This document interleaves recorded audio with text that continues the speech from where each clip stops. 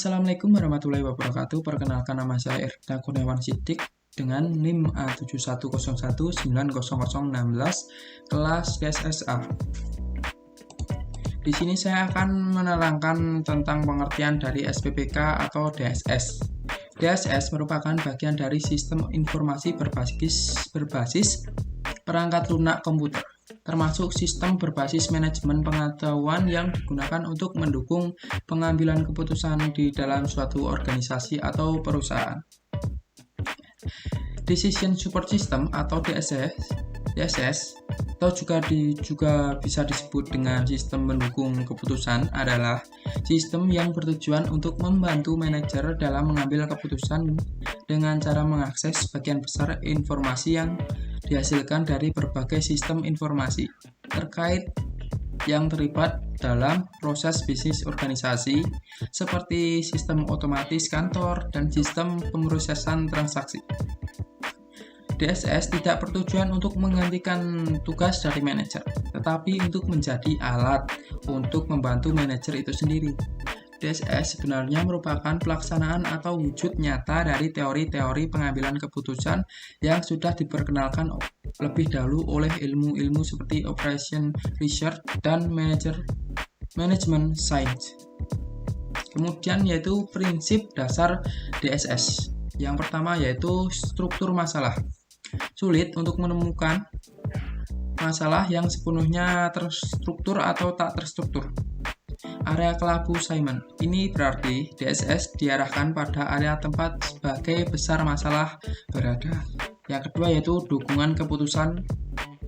DSS tidak dimaksudkan untuk menggantikan manajer. Komputer dapat diterapkan pada bagian masalah yang terstruktur, tetapi manajer bertanggung jawab atas bagian yang tidak terstruktur. Ketiga yaitu efektivitas. Keputusan waktu manajer berharga dan tidak boleh terbuang, tetapi manfaat utama menggunakan DSS adalah keputusan yang baik. Selanjutnya yaitu manfaat DSS bagi manusia. Yang pertama, membantu menentukan keputusan. Dalam keputusan pasti ada yang namanya penilaian. Dengan penilaian tersebut, keputusan akan menjadi beberapa pilihan. Setiap pilihan yang ada pasti akan menimbulkan dampak dan akibat yang berbeda. Untuk itu, sistem pendukung keputusan membantu menentukan keputusan yang akan diambil dengan mengolah nilai pilihan menjadi nilai yang dapat dibandingkan berdasarkan kriteria atau variabel yang digunakan untuk memproses nilai pilihan tersebut. Dengan demikian, pilihan akan menjadi jelas dan terperinci berdasarkan kriteria yang digunakan. Yang kedua, yaitu manajemen keputusan. Setiap pengambilan keputusan dapat dilakukan evaluasi. Dengan evaluasi, maka keputusan yang diambil dapat menjadi acuan untuk menentukan keputusan yang akan diambil di masa yang akan datang. Setiap rentang waktu mungkin pengaruh masing-masing penilaian. Dengan perbedaan penilaian tersebut, maka keputusan yang diambil akan menghasilkan objektivitas yang lebih baik. Yang ketiga yaitu penghematan waktu. Setiap sistem pendukung keputusan didesain agar mampu membantu pengambilan keputusan dari segi waktu. Semakin canggih sistem yang dibuat, akan semakin membantu dalam dalam menentukan keputusan yang akan diambil. Pengambilan keputusan dapat menjadi tepat waktu dan mendukung produktivitas karyawan dan manajer pengambilan keputusan. Kemudian yaitu meningkatkan efektivitas.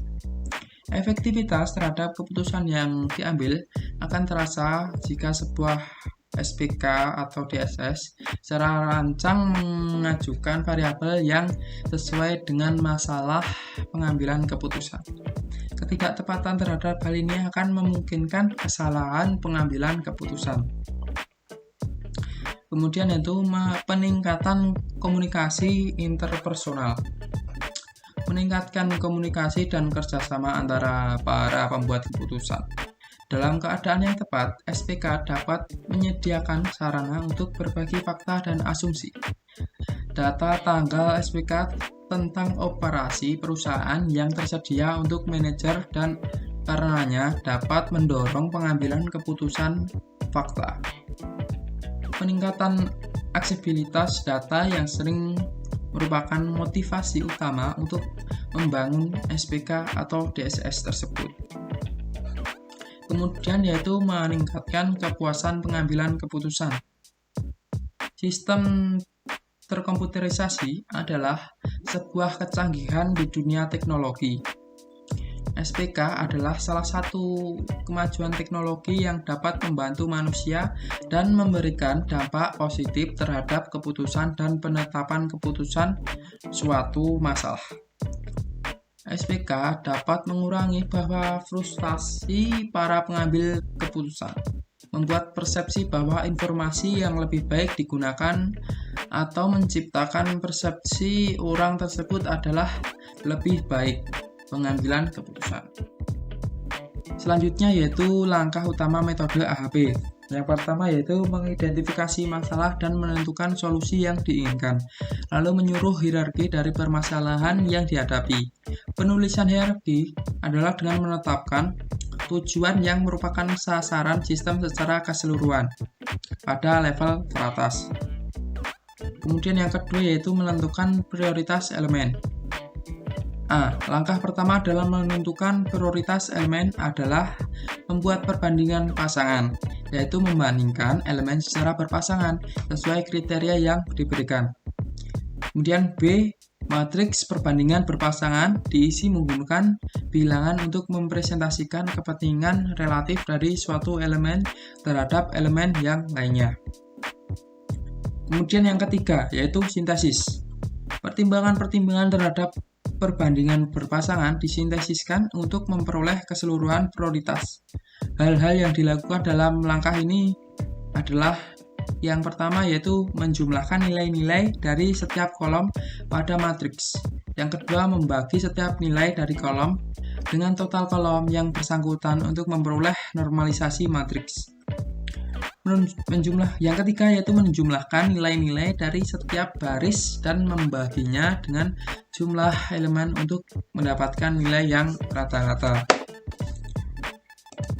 Kemudian yaitu mengukur konsistensi. Dalam membuat keputusan, penting untuk mengetahui seberapa baik konsistensi yang ada karena kita tidak menginginkan keputusan yang berdasarkan pertimbangan dengan konsistensi yang rendah.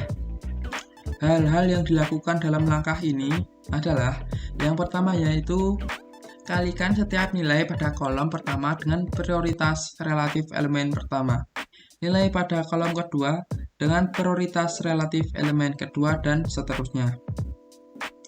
Yang kedua yaitu jumlahkan setiap barisnya. Yang ketiga, hasil dari penjumlahan baris dibagi dengan elemen prioritas relatif yang bersangkutan. Kemudian yang keempat yaitu jumlahkan hasil bagi di atas dengan banyaknya elemen yang ada. Hasilnya disebut lambda max. Kemudian yaitu menghitung konsistensi indeks CI dengan rumus CI sama dengan kurung buka lambda max kurangi n kurung tutup. Nah, di mana n itu adalah banyaknya elemen. Kemudian yaitu hitung rasio konsistensi atau konsistensi rasio CR dengan rumus CR sama dengan CI, di mana CR adalah konsistensi rasio, CI adalah konsistensi indeks, dan IR adalah indeks random konsistensi. Kemudian yang terakhir yaitu memeriksa konsistensi hierarki.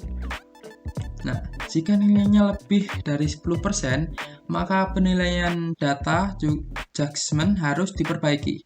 Namun jika rasio konsistensi CI atau IR kurang atau sama dengan 0,1, maka hasil perhitungannya bisa dinyatakan benar.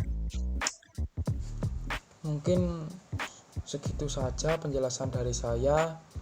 Kurang lebihnya saya mohon maaf. Wassalamualaikum warahmatullahi wabarakatuh.